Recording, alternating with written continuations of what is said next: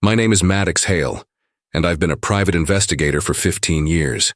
I've seen things that would make most people lose faith in humanity. Murders disguised as accidents, families torn apart by greed, evidence planted so carefully it could fool God himself. But nothing, and I mean nothing, prepared me for the Crowe case. Nothing prepared me for the night I chased a dead man through the streets of this city, only to discover that everything I thought I knew about time, identity, and truth was built on sand. It started with a phone call at 2 a.m, the kind of call that wakes you from a dreamless sleep and fills your chest with ice. Vanessa Crowe. I recognized the name immediately. Everyone in this city does. The Crowes own half the gold mines in the Western Territories, control a Fortune 500 conglomerate built on precious metals, and their family name appears on museum wings and charity galas like a signature of power. Old money mixed with new ambition. The kind of wealth that doesn't just open doors but removes them entirely from their hinges. Vanessa's voice was shaking when she spoke, not the theatrical trembling of someone performing grief, but the real thing, the kind of fear that rattles your vocal cords and makes every word sound like it might be your last. "Detective Hale," she said, and I could hear her breathing hard on the other end. "I need you to come to the estate immediately. It's about my brother. Kieran is missing, and I think something terrible has happened." I dressed quickly, my mind already running through possibilities. Kieran Crowe, the youngest of the Crowe siblings, 32 years old, known in social circles as the Wild One, the rebel billionaire who rejected board meetings in favor of underground motorcycle racing. I'd seen pictures of him in magazines, lean and angular, with dark hair always slightly too long, eyes that held a mixture of boredom and danger. He collected vintage motorcycles the way some people collect stamps, except each bike in his collection cost more than most houses. His favorite, I'd read somewhere, was a custom Ducati Panigale V4R painted in metallic gold with his initials engraved on the fuel tank. A rolling monument to excess. The Crowe estate sat on 12 acres of manicured grounds outside the city, behind gates that looked like they could stop a tank.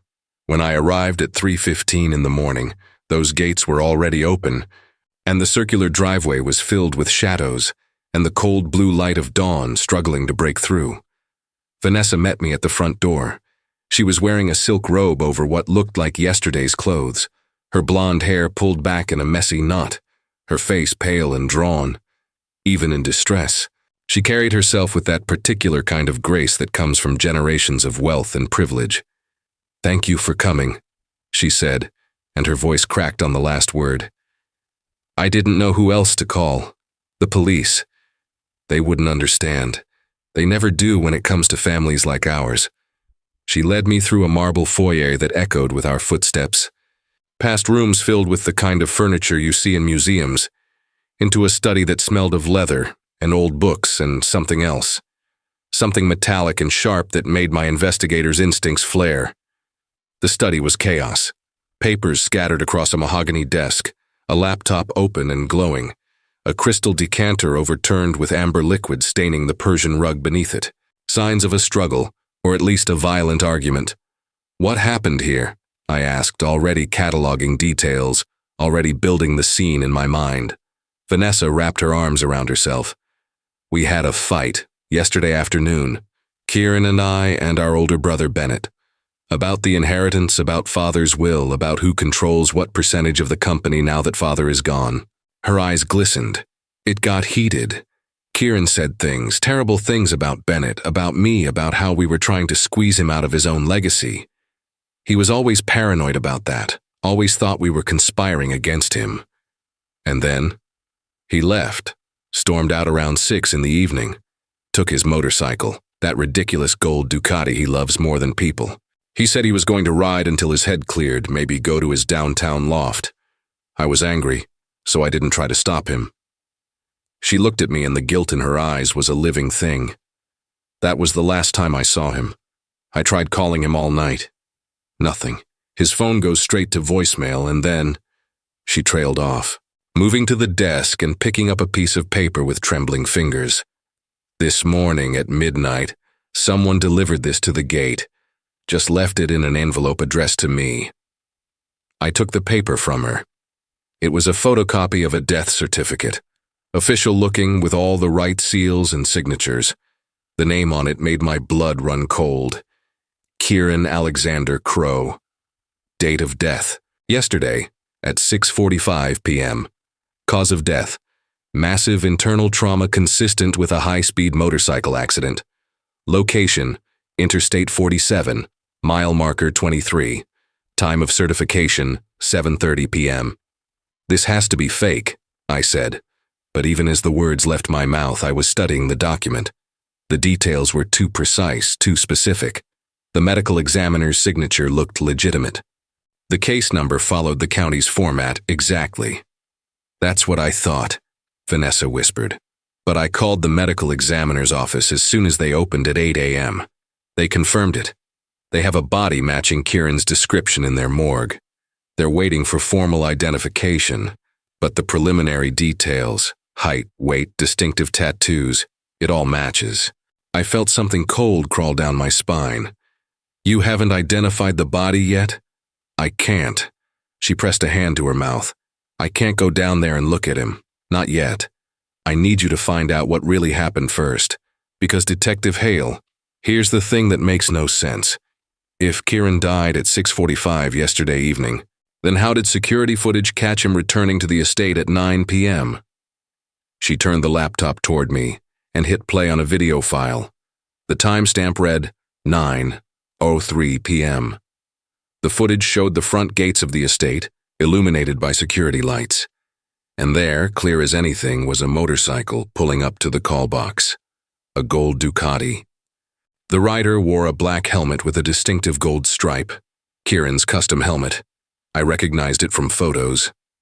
The rider seemed to look directly at the camera for a moment, then revved the engine and drove away before the gates could open. He came back, Vanessa said. 3 hours after he supposedly died, he came back, but he didn't come in. He just sat there for a moment, then left. Why would he do that? And if that's not Kieran, then who is it? I watched the footage 3 more times, my mind racing through possibilities. Body double, stolen motorcycle, faked death certificate, someone with access to Kieran's property and personal effects. But why? What would be the point of such an elaborate charade? I need to investigate this, I told Vanessa. I need to see that body at the morgue, verify the death certificate, and trace Kieran's movements yesterday. Can you get me access to his downtown loft? She nodded, already reaching for her phone. I'll make the calls. Whatever you need, just please, Detective Hale, find out the truth. Because either my brother is dead and someone is playing a sick game, or he's alive and staging his own death for reasons I can't begin to understand. Either way, I need to know. I left the estate as the sun was rising, painting the sky in shades of gold that reminded me too much of the Crowe family's fortune, built on mountains of precious metal pulled from the earth. I headed straight to the county morgue, a gray building that always smelled of disinfectant and the kind of sadness that seeps into walls. The medical examiner, Dr. Reina Ortiz, was a woman I'd worked with before, competent, thorough, and not easily fooled. Maddox, she greeted me with a tired smile. I wondered when you'd show up. The Crowe family called ahead, said you were coming. Can I see him? She led me down a hallway lined with steel drawers, each one a temporary resting place for someone's story cut short. She pulled open drawer 17 and rolled back the white sheet. The face beneath was badly damaged, but recognizable. Dark hair, sharp features, the same build as Kieran Crowe. On the left shoulder I could see the edge of a tattoo, a golden phoenix, which matched the description of Kieran's ink that I'd read in his social media profiles. Time of death? I asked, keeping my voice professional even though my mind was screaming. Based on body temperature and rigor mortis, between 6:30 and 7 p.m. yesterday. He was found on Interstate 47 by a trucker who called it in at 6:55. Massive internal injuries consistent with hitting a concrete barrier at high speed. No brake marks at the scene. The investigating officers think he might have had a medical event while riding. Heart attack, stroke, something that made him lose control. Toxicology? Pending but preliminary screens show nothing unusual. No alcohol, no drugs, just a man who drove too fast and ran out of luck. I stared at the body, my detective's mind cataloging every detail. The tattoo was right. The build was right. Even the face, despite the damage, looked like Kieran Crowe. But something was wrong. Something felt off in a way I couldn't articulate. "Have you done dental comparison yet?" I asked. Dr. Ortiz shook her head. "Waiting for his dental records from the family. They promised them by this afternoon. I need you to rush that. And I need a full DNA comparison against any reference samples you can get from Kieran's known locations. Hairbrush, toothbrush, whatever the family can provide. Can you do that?" "Already requested it. Should have preliminary DNA results in 48 hours, full dental within 12. She paused, studying my face. "You don't think this is Kieran Crowe, do you?" "I don't know what to think," I admitted, "but I need to be sure." I left the morgue with more questions than answers, my phone already ringing with a message from Vanessa. She'd arranged access to Kieran's downtown loft. The address was in the Golden View Tower, one of those luxury high-rises where a single-bedroom apartment costs more than most people make in a decade. Kieran's place was on the 42nd floor, a sprawling space with floor-to-ceiling windows that offered a view of the entire city. The loft was immaculate, too immaculate. It looked like a magazine spread, not a place where someone actually lived. The kitchen was pristine, no dishes in the sink, no food in the refrigerator. The bedroom was made with military precision. The only sign of personality was in the garage, a private parking space accessible through the loft where 3 motorcycles sat like sculptures, each one worth more than my yearly income. But the gold Ducati, the one from the security footage, was gone. I spent 2 hours going through Kieran's things, looking for anything that might explain what was happening. I found financial records showing the family business was more complicated than it appeared from the outside. Tensions between the siblings over control, accusations of mismanagement, whispers of embezzlement. I found emails between Kieran and a lawyer about changing his will. I found a burner phone hidden in a drawer with only 3 numbers saved in it. No names, just numbers I didn't recognize. And then, as I was about to leave, I saw it. On the wall near the door, almost invisible unless you knew what you were looking for. A security camera. Not part of the building's system, personal, hidden, recording everything. I accessed the footage using a password I found written on a sticky note behind the camera. Kieran wasn't as security conscious as he thought. And what I saw made my blood turn to ice.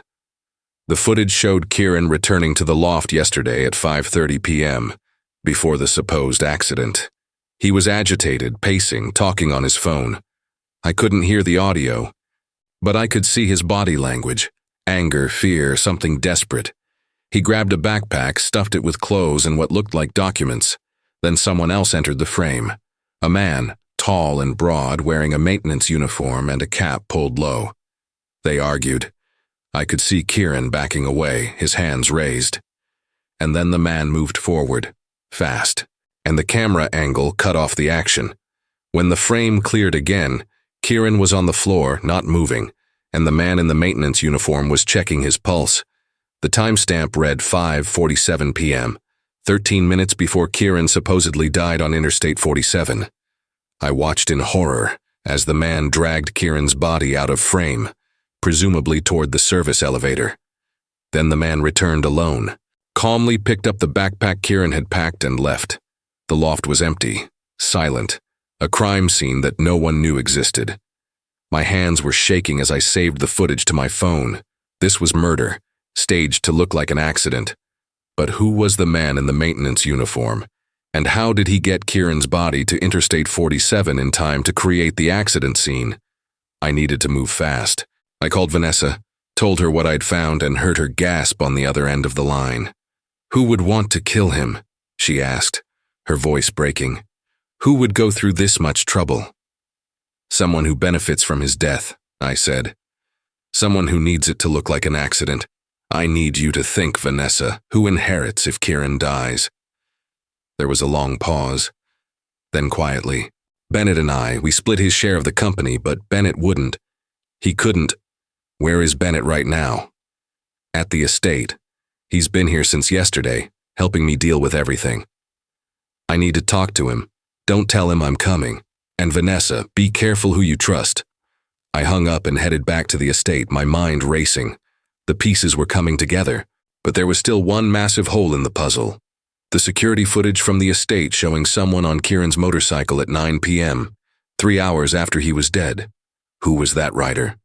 I arrived at the Crowe estate to find Bennett waiting for me in the study where Vanessa and I had first talked.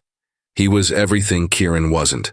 Conservative suit, perfectly combed hair, the bearing of a man who'd been groomed since birth to run an empire. He looked at me with cool, assessing eyes. "Detective Hale, my sister said you wanted to speak with me. I have footage showing your brother was murdered in his loft yesterday afternoon," I said, watching his face for any reaction. "Killed by someone in a maintenance uniform, then transported to Interstate 47 to stage an accident. Do you know anything about that?" To my surprise, Bennett didn't look shocked. He looked tired. "I wondered how long it would take you to figure it out," he said quietly. "Yes, I know about it, because I'm the one who ordered it." The words hung in the air between us like poison. Vanessa, who had just entered the room, let out a sound somewhere between a gasp and a sob. "Bennett, what are you saying?" He turned to his sister, and for the first time, I saw real emotion crack through his polished exterior. Kieran was going to destroy everything, Vanessa. He found out about the accounting irregularities, the money I'd been moving to cover our losses in the Asian markets. He was going to go public, trigger investigations, tear apart everything Father built. I couldn't let that happen. "So you had him killed," I said, my voice flat with disgust. "I had him stopped," Bennett corrected. "I hired someone to handle the situation. Make it look like his reckless lifestyle finally caught up with him. One less rebellious heir, one more tragic accident. The board would have understood. The family name would have remained intact." "And the motorcycle rider at 9 p.m., I asked, 3 hours after Kieran was already dead? Bennett frowned. "What are you talking about?" I showed him the security footage from the estate gates. His confusion looked genuine. "That's not possible," he said. "Kieran was dead by then.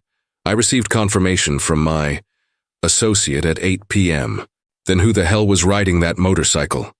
Vanessa demanded, her voice shrill with grief and rage. That's when my phone rang. "Dr. Ortiz." I answered it on speaker. "Maddox, we have a problem. I just got the preliminary DNA results back and they don't match. The body in my morgue is not Kieran Crowe. I don't know who he is, but dental records confirm. That's not the man we thought it was." The room went silent. I looked at Bennett, whose face had gone white. "If that's not Kieran, then who did you kill?" "I don't understand," Bennett whispered. "Marcus, my associate, he sent me confirmation. Photos of the scene. The motorcycle was Kieran's. The helmet was Kieran's. It was supposed to be him." And suddenly, with horrible clarity, I understood. "You hired someone to kill your brother, but your brother knew someone was coming for him. That's why he packed a bag, why he was agitated. He had a double. Someone who looked like him, had his tattoo replicated, someone he used as a decoy. And when your assassin showed up, Kieran sent the double in his place. The man who died on Interstate 47 wasn't Kieran. It was his stand-in." "But then where is Kieran?" Vanessa asked. As if in answer, we heard it, the unmistakable roar of a motorcycle engine outside. We all rushed to the window and saw, illuminated by the estate's lights, a rider on a gold Ducati sitting at the gates. The rider removed his helmet, and even from a distance I could see the face clearly. Kieran Crowe, alive. Staring up at the house with an expression that mixed triumph and rage. He sat there for exactly 1 minute, making sure we all saw him, making sure we understood. Then he revved the engine and disappeared into the night, leaving behind nothing but tire marks and the shattering of Bennett's plans. I arrested Bennett that night for conspiracy to commit murder and first-degree murder of an as-yet unidentified victim. The investigation that followed revealed that Kieran had suspected his brother's plans for weeks. had hired a body double from an underground network that specialized in such services, and had staged his own death to expose Bennett's crimes, while disappearing with evidence of the embezzlement that would destroy what remained of the Crowe family empire. The body in the morgue was eventually identified as a man named Thomas Vance, a former actor who looked remarkably like Kieran, and who had agreed to play the role of decoy for what he thought was an elaborate insurance scam. He never knew he was being set up to die. His family sued the Crowes for everything they had left. As for Kieran, he vanished completely. Some say he fled to Europe with enough evidence to bring down half the financial elite in this city. Others claim he's living in Asia under a new identity, building a life far from the gold-stained legacy of his family name. The motorcycle has never been found. Neither has he. I still have the security footage from that night saved on my phone. Kieran sitting at the gates, removing his helmet, staring up at the house he'd grown up in. Sometimes late at night I watch it and wonder what he was thinking in that moment. Was it satisfaction? Grief? Relief? The case haunts me because of its central paradox. I chased a dead man through city records and crime scenes, only to discover he was alive while someone else died wearing his face.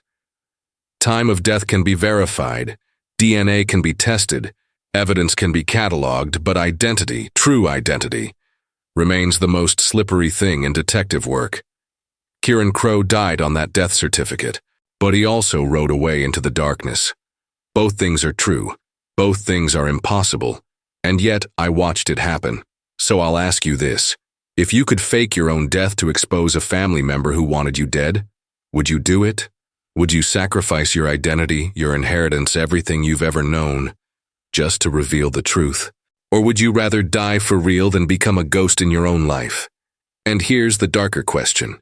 Was the man who died in Kieran's place just collateral damage, or was his death part of Kieran's plan all along?